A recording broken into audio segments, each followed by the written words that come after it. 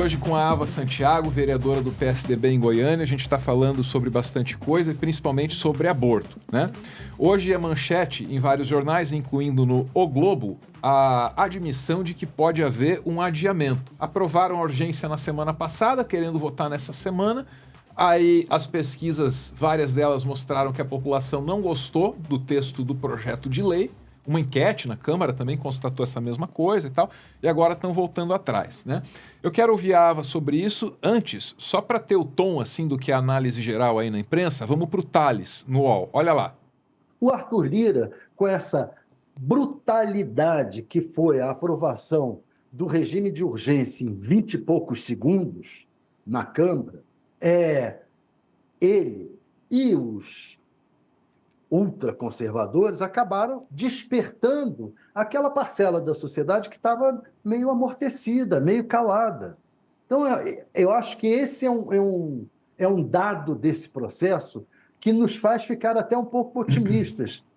A gente tinha antes visto que, e concluído, todos os analistas, olha, o bolsonarismo não está morto. Os ultraconservadores estão aí vivos e as manifestações deles mostram isso. Mas agora a gente pode dizer também o seguinte: os progressistas não estão mortos.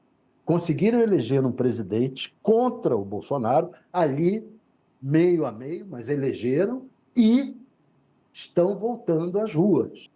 Tá aí o comentário do Thales, né? Então houve um recuo conservador e os progressistas foram às ruas, notadamente na Avenida Paulista. Rapidamente o valor. Olha lá o César Felício, se não vai dizer pra gente a mesma coisa. Ó. Olha lá. Ó. Semana de crise para o governo Lula no Congresso termina com recuo conservador, também relacionado à PL do aborto. Ava Santiago tem se pronunciado de maneira bastante forte, de maneira bastante direta a respeito disso, né? E a voz dela é importante, é uma mulher inserida na política, é uma mulher evangélica, é uma mulher, e isso conta muito quando a pauta é essa, né? Como é que está avaliando isso? Mãe, importante. Houve recuo, Ava? Eu acredito sim que houve um recuo, e isso é interessante porque também mostra como o governo está emparedado, né? Porque o governo não deu conta de recuar no Congresso se não fosse pela mobilização popular. E, assim, o governo ele é pautado, mas ele também precisa pautar. Uhum. A gente não tem só que aceitar a pauta, a gente também tem que botar a pauta para andar, sabe? Então, vale dizer que precisou.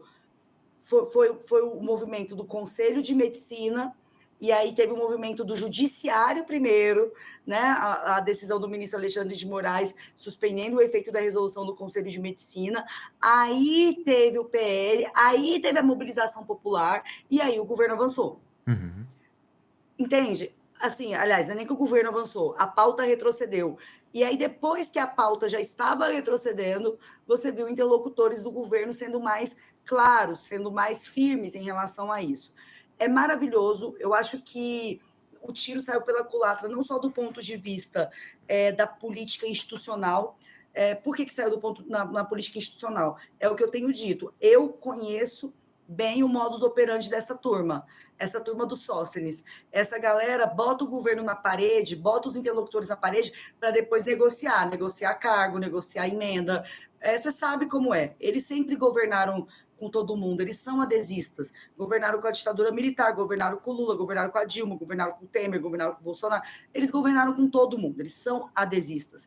E eles continuam, e eles agora, com a escalada da pauta moral, eles pensam, por que a gente vai sangrar o governo só meio litro, se a gente pode sangrar 1,5 litro? E aí traz a pauta moral para fazer esse tipo de chantagem. Só que eles foram tão abjetos, eles foram tão sem leitura da realidade do Brasil, e aí isso reforça a minha tese, a tese que eu apresentei antes, de que eles chegaram nesse lugar, porque com quem que o Sóstenes Cavalcante está sentando agora? Com aquela turminha ali, Carolina Detoni, Nicolas Ferreira, Gaia, não sei o quê.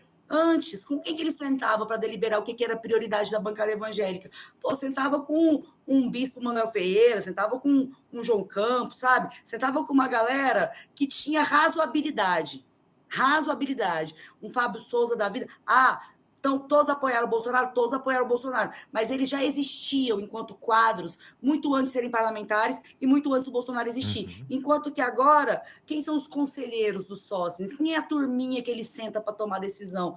Essa turma que não tem vivência de comunidade e que pauta coisas que para mobilizar a claque online é maravilhoso, mas que ninguém na igreja quer saber.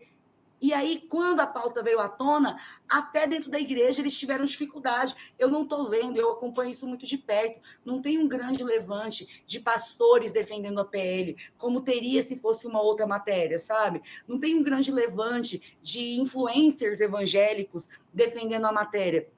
O máximo que você vê é a galera dizendo, evangélico não apoia aborto. Tudo bem.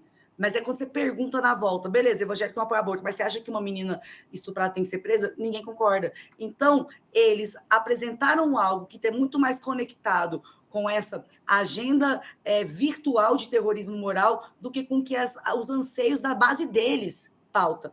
E aí, a gente teve, obviamente, que os interlocutores do progressismo pautando a gravidade do projeto, mas, como eu disse, pautando da forma certa, de modo a tocar as pessoas, a sensibilizar as pessoas e trazer pessoas que nunca falariam a favor do aborto para ficar contra o projeto.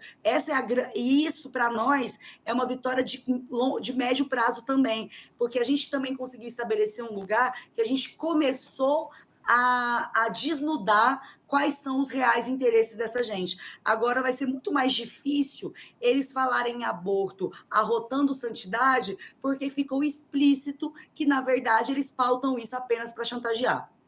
Posso acreditar que isso sai de pauta em breve, então?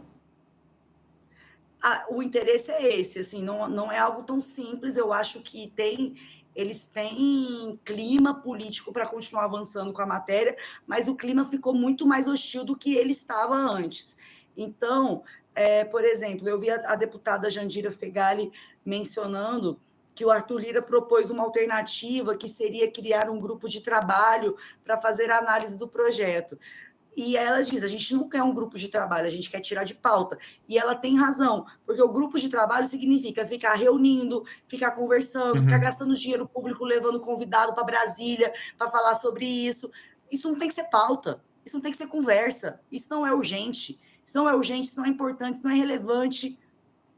Isso não está atravessado de anseios reais da população, então não tem que ser nem matéria de grupo de trabalho. A gente, no início, há uns 3 dias atrás, eu estava matutando que talvez tivesse sido uma vitória da bancada evangélica colocar isso na pauta. E, de fato, a princípio tinha sido. Só que foi uma derrota muito grande, porque para eles agora, eles não vão conseguir mais, eles vão ter que ter o triplo de cautela para conseguir dialogar sobre isso, fazendo parecer que o que eles estão se importando é com a vida, porque se perdeu completamente essa percepção acerca deles, e isso para a gente, para a democracia brasileira, especialmente para a vida das mulheres, é uma grande vitória. Só que você tem uma figura chamada Arthur Lira, que depende muito dessa bancada para chantagear o governo, e é muito triste, como uma pessoa evangélica, nascida e criada na Assembleia de Deus, todos os meus tios são pastores, por parte de pai, por parte de mãe, eu não tenho outra vivência que não seja essa. É muito triste para mim ver que, além de tudo, essa bancada evangélica se tornou o cabo de chicote do Arthur Lira. O Arthur Lira, tensões que ele não quer ele mesmo estabelecer com o governo, pautas que ele mesmo não quer se desgastar com o governo, ele bota a bancada evangélica para se comportar como um menino de recado, como aviãozinho, como despachante de chantagista, e é assim que a bancada evangélica tem se comportado, e essa pauta é mais uma delas. Então, por causa dessa figura do Arthur Lira, é que eu não sei se vai conseguir engavetar, mas a derrota já está dada. Maravilha, muito obrigado, vereadora. Só posso concluir a partir da fala dela que protestar adianta, né, vereadora? Aí vale o que escreveu o meu poeta, desse você também gosta, o Paulo Leminski, né? Não há saídas, apenas ruas e avenidas. É isso aí. Exatamente. É por aí. Não, mas essa reflexão que você traz é fundamental, porque a mobilização popular foi muito crucial nisso, a mobilização popular nas redes, fazendo um debate qualificado, a mobilização popular na rua, e também o engajamento de pessoas influentes. Cara, é muito importante. Quando a gente cobra do nosso cantor, do nosso artista, do nosso jogador de futebol, a gente está cobrando de pessoas que são ouvidas, que são respeitadas, porque essas pessoas não mobilizam só preferências e paixões, elas mobilizam marcas, elas mobilizam patrocínios. Então, é uma indústria gigantesca atrás de um ícone de fashion, é uma indústria gigantesca atrás de um ícone pop. Então, quando essas pessoas se engajam, elas agregam muito valor nas disputas que a gente quer. E é por isso também que é tão importante não só a gente ir para a rua, como a gente cobrar de quem a gente admira, para que o caldo se engrosse nessa velocidade que aconteceu em relação a esse PL. Maravilha. Muito obrigado, Ava. Vamos para um breve intervalo e, na sequência aqui, a nossa despedida. Vamos lá.